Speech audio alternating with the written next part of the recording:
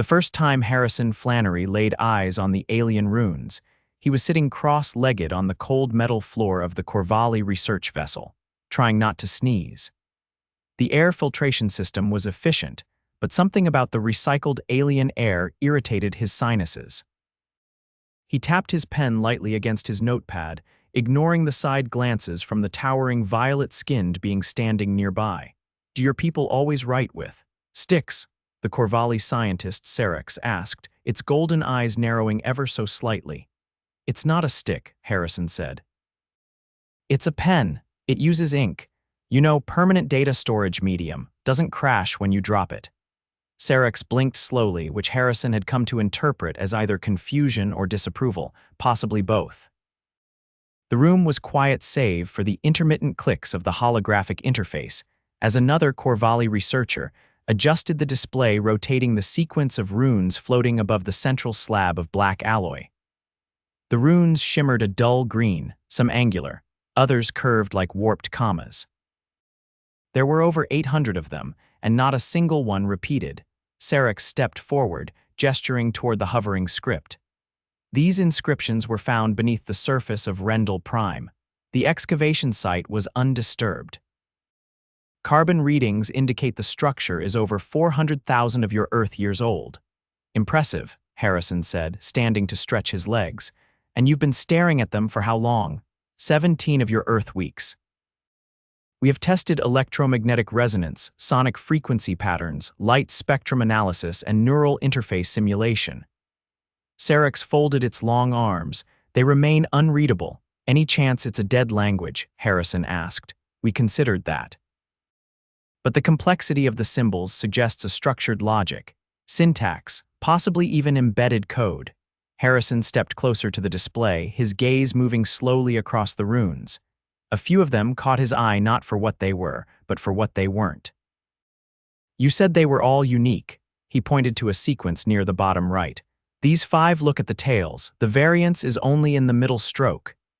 "Yes, and that's not decoration. That's modular construction, like a base glyph morphed to form new meaning. These aren't words. They're instructions." Serex tilted its head. "We determined long ago that, yeah, but you're looking for language. I think this is math or code." Serex took a step back, its eyes darting between Harrison and the runes. "I'd like a closer look," Harrison said. "You may approach." The room's lighting dimmed slightly as Harrison stepped into the holographic projection. He pulled out his tablet, opened a blank graph, and began isolating the common base forms. Within minutes, he had grouped the glyphs into clusters. The same core shapes were being modified consistently, always obeying a kind of visual grammar.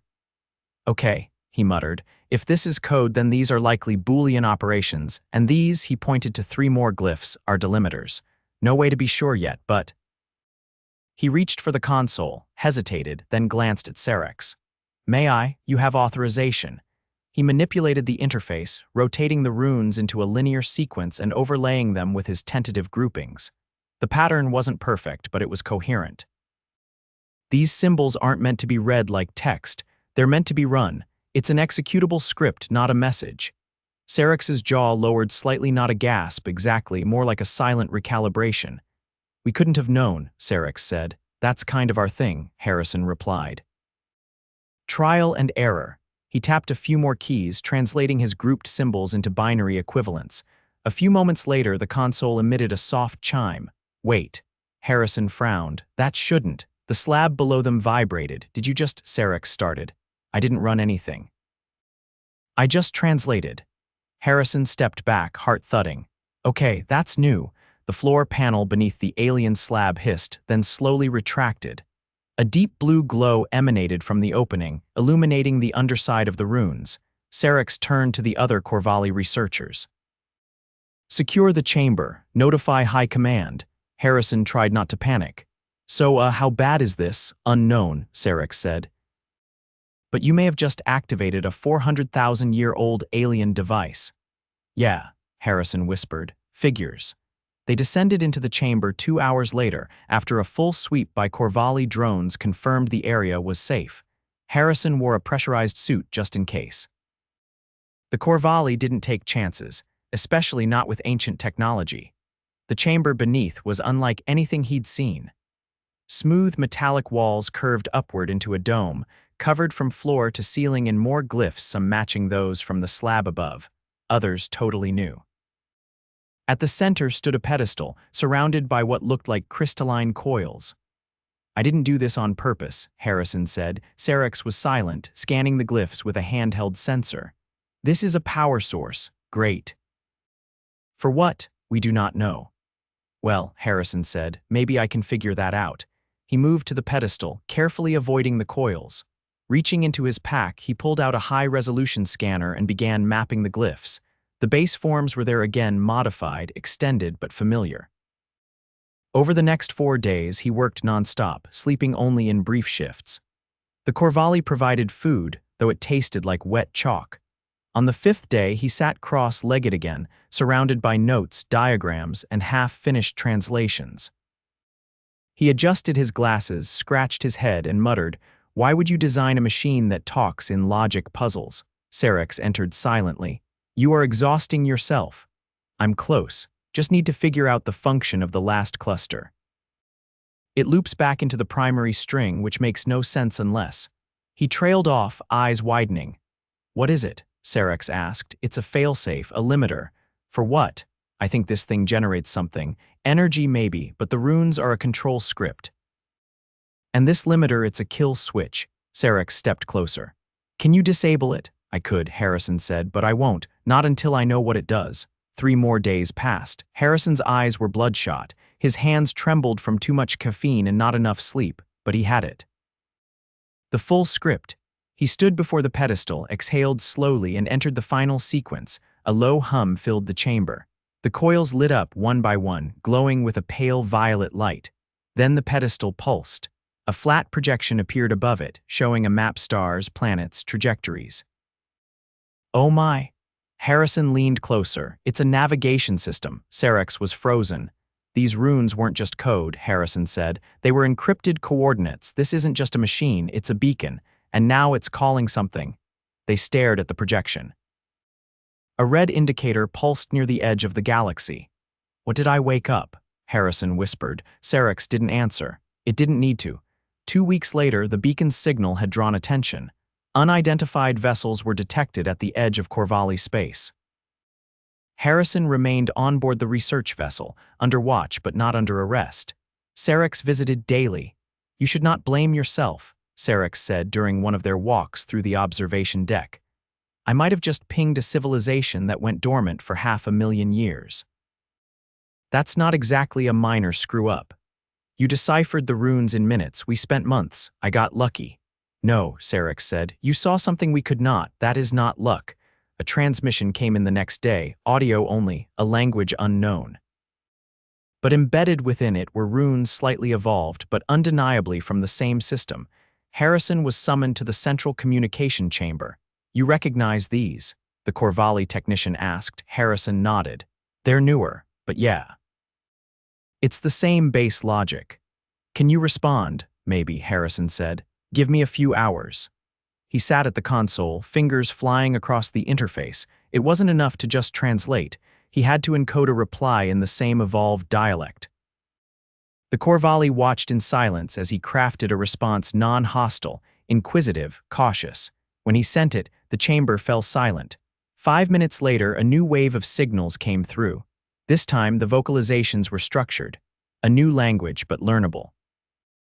"They're responding," Sarex said. Harrison slumped in his chair, exhausted. "Good, let's just hope they're friendly." The weeks that followed were tense but peaceful. The vessels arrived sleek, obsidian, twice the size of the Korvali ships, but they did not attack. Instead, a meeting was arranged.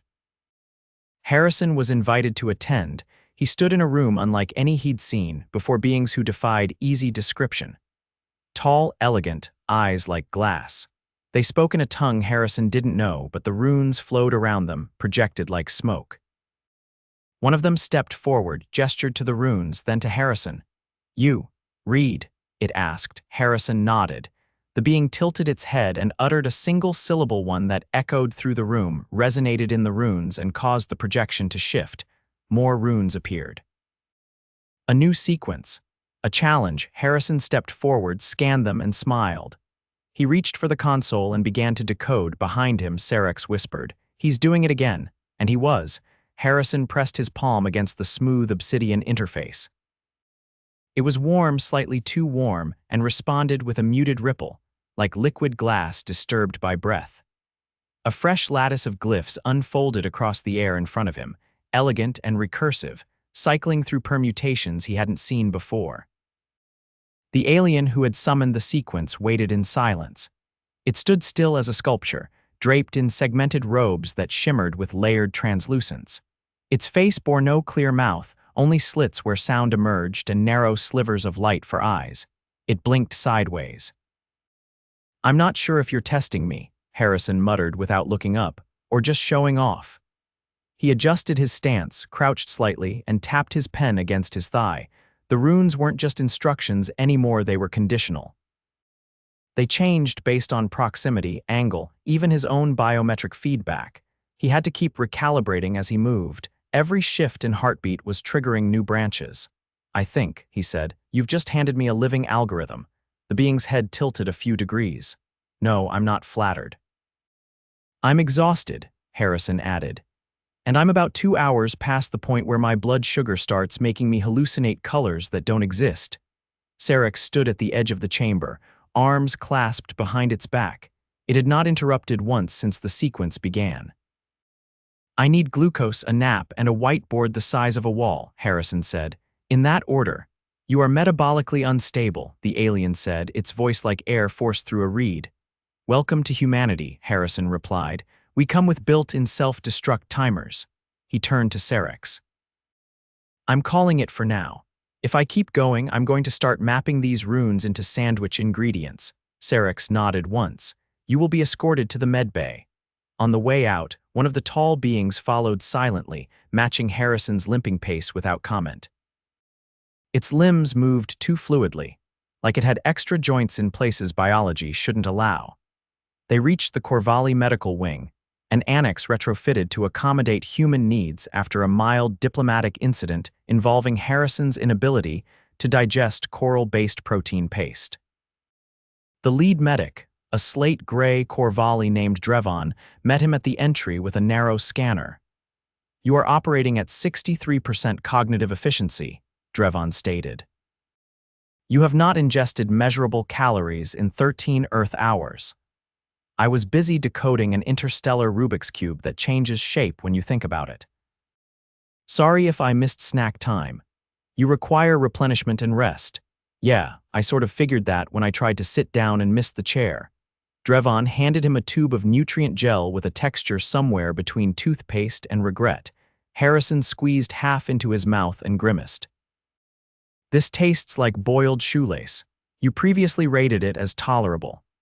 "That was before I knew you had salted almond paste. Don't think I didn't see that stash last week. You are hallucinating again, probably." He flopped onto the cot, which adjusted to his weight with a faint sigh. Drevon applied a small patch to his wrist, monitoring glucose and electrolytes. "You may experience involuntary muscle twitches," Drevon warned, "already happening. You must remain conscious for 5 more minutes." Harrison stared at the ceiling. "They're not hostile," he said. But they weren't just sleeping either. That beacon, it wasn't a doorbell. It was a puzzle lock, like a vault. "You believe they were guarding something?" "No, I think they were waiting for someone who could open it without breaking it." Drevon returned to his console. "You qualify for a 2-hour sleep cycle. Do not exceed it." Noted. He was out in 30 seconds. 2 hours and 16 minutes later, alarms trilled. Not full red alert wails, but the sort of insistent chime that suggested someone had just tripped over a philosophical landmine. Drevon shook him awake. "There is movement in the lower chamber." Harrison sat up too fast and winced. "Did someone activate the pedestal again?" "No, the structure beneath it shifted." "A secondary aperture has appeared. Did anyone touch anything? There are no Korvali or humans in that section. Then get me there. Now." He was still zipping his jacket as they moved through the corridor. The alien who had initiated the glyph test earlier was already waiting at the new threshold. Its hands folded in a posture Harrison was starting to associate with polite uncertainty. The platform had lowered another meter, revealing a spiral shape embedded into the floor etched with fresh glyphs glowing faint amber. Harrison crouched beside it, running a scanner across the grooves. These weren't here yesterday. They emerged spontaneously, Sarek said from behind him. No. They were unlocked. The sequence I solved earlier, it wasn't just a test, it was a key. He tapped the spiral's center. It pulsed once. The platform began to rotate slowly, revealing a socket-like indentation. Inside it, something not mechanical organic, perhaps, or biomechanical was nestled like a seed. Okay, Harrison muttered. That is definitely new. The alien stepped forward and extended one finger toward the object. It paused inches from contact. Harrison interjected, maybe don't poke the ancient alien embryo until we know what it does. The being retracted its hand without protest. Any idea what this is? Harrison asked Sarek. It does not match any catalog technology. Drevon approached, scanning the object. It emits a low-frequency pulse. No harmful radiation, but it is rhythmic, like a pulse, Harrison said, precisely. Harrison leaned closer. Could be dormant AI or a living system in stasis, or both. The groove beneath the object pulsed again, brighter this time. Harrison stepped back instinctively. All right, that's movement. The spiral began to retract, drawing the object down into the platform. Then, from the chamber walls, lines of glyphs lit up, this time in crimson. Okay, that's definitely a change in tone, Harrison muttered. Tell me that's not a warning. Sarek's voice was unusually flat. We are uncertain.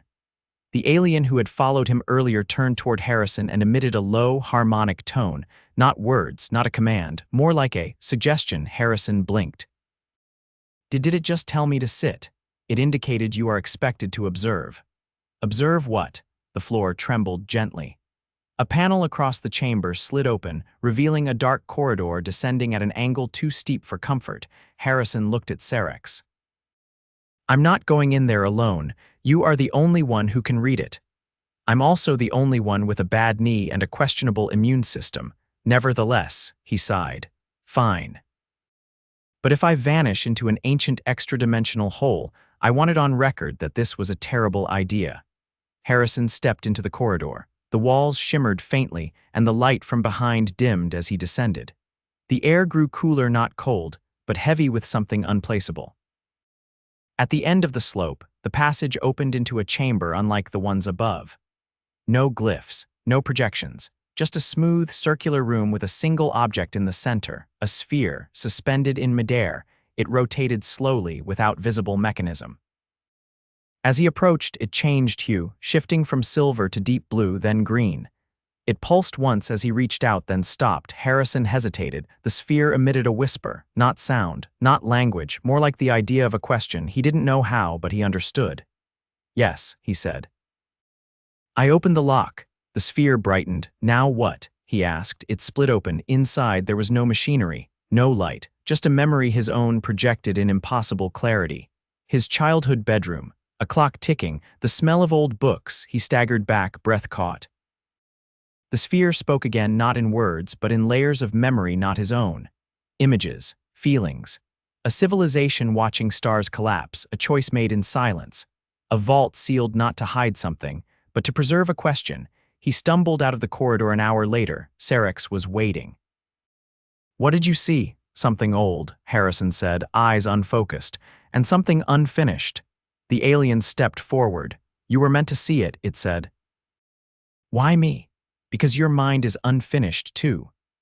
The lights in the assimilation chamber dimmed to a low amber as Harrison lay flat against the diagnostic bed, eyes darting beneath closed lids.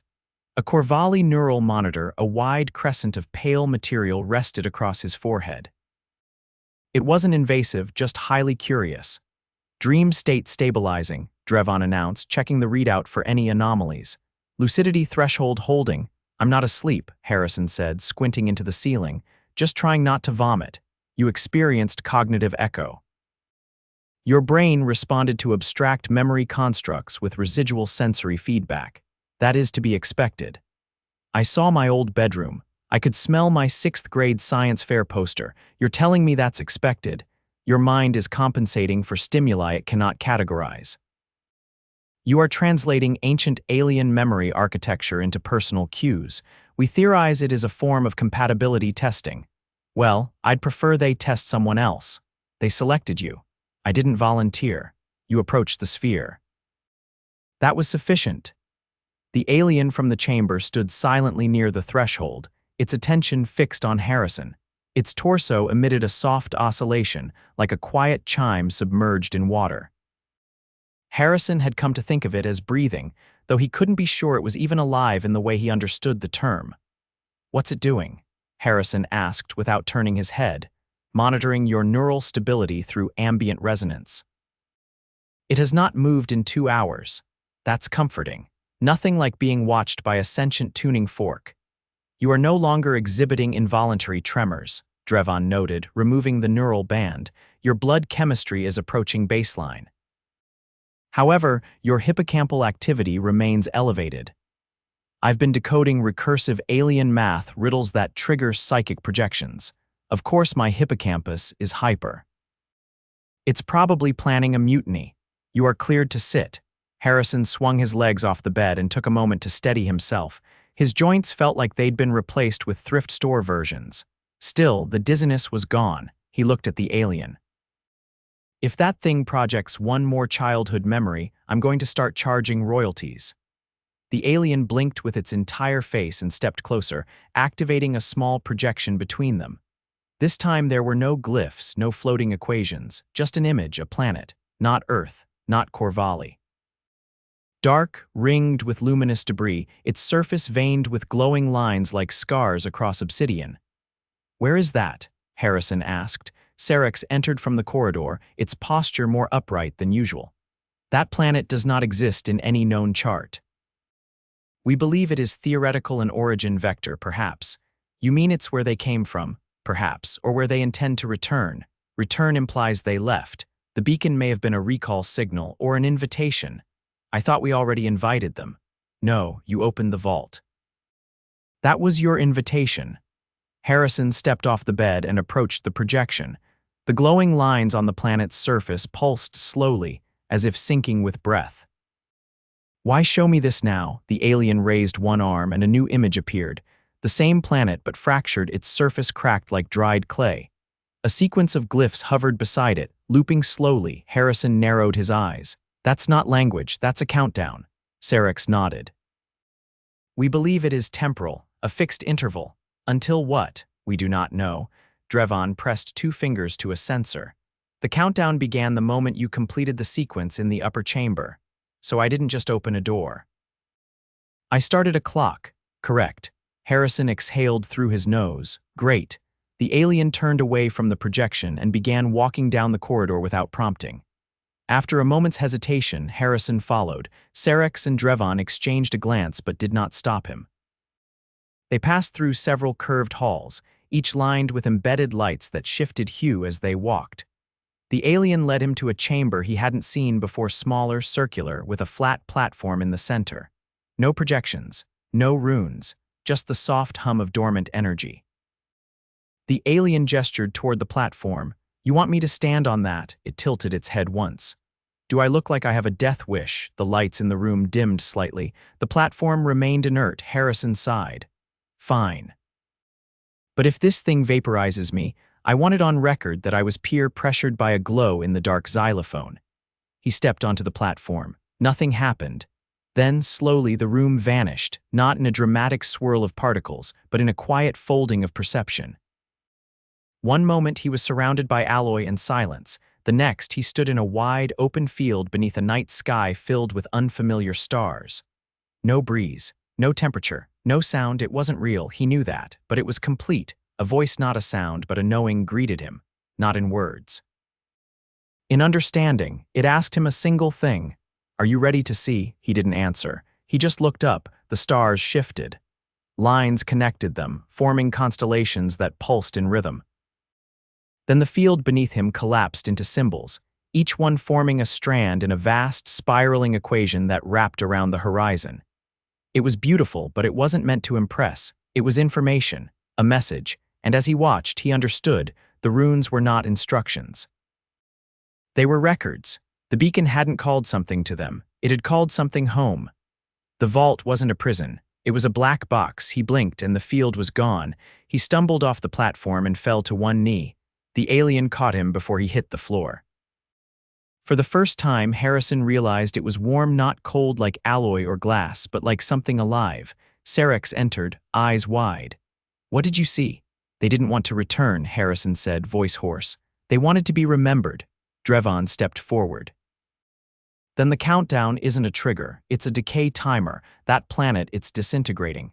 They stored everything they knew here, waiting for someone who could read it before it vanished." Sarex tilted its head. "Then there is no threat." "No. There's a deadline." The alien turned to the central console and activated a new sequence. The chamber filled with glyphs, thousands of them. Not static, not cryptic, clear, flowing, alive, it had unlocked itself. Later that cycle, Harrison sat in the observation suite, sipping a rehydrated tea that still tasted like moss and graphite. The alien stood beside him, silent as ever. Sarex approached. "The data is uploading, slowly. We estimate it will take 37 Earth hours to transfer all records. I'll stay until it's done. You are cleared to return to human space. I'll leave when they do." Sarex nodded once and left. The alien looked at him. Its face shifted slightly, just enough to suggest a question. "They wanted someone who could see patterns," Harrison said. "That's us. That's humanity. We see patterns where there aren't any. We invent reasons just to ask better questions." The alien remained still. "Your people survived," he added. "Not in bodies, in ideas." "That's enough." The lights dimmed as the chamber transitioned to standby, and for the first time since he'd arrived, Harrison didn't feel like the visitor.